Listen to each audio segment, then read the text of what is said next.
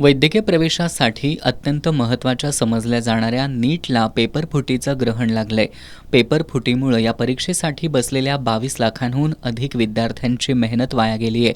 त्यामुळे अपयशी यंत्रणा आणि यामध्ये सामील असणाऱ्या सर्वांचा प्रोफेशनल टीचर्स असोसिएशनच्या वतीनं निषेध करण्यात आला. प्रोफेशनल टीचर्स असोसिएशन ही खाजगी कोचिंग क्लासेस संचालकांची संघटना आहे. गैरकृत्य करणाऱ्या क्लास संचालकांच्या पाठीशी संघटना राहणार नाही. या प्रकरणात जे क्लास संचालक दोषी आढळतील त्यांच्यावर कठोर कारवाई करण्यात यावी अशी मागणी संघटनेच्या वतीनं करण्यात आली आहे.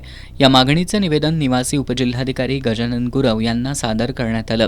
या प्रकरणातील दोषींना जलद गतीनं शिक्षा मिळण्यासाठी स्वतंत्र जलदगती न्यायालयाची स्थापना करण्यात यावी. जेईईच्या धर्तीवर नीट वर्षातून 2 वेळा घेण्यात यावी. NTIला घटनात्मक दर्जा देण्यात यावा. या परीक्षा पद्धतीचं केंद्रीय स्तरावर आधुनिकीकरण करून कठोर कायदे करण्यात यावेत. ऑनलाईन पद्धतीचा अवलंब करावा अशा विविध मागण्या या निवेदनात करण्यात आल्यात.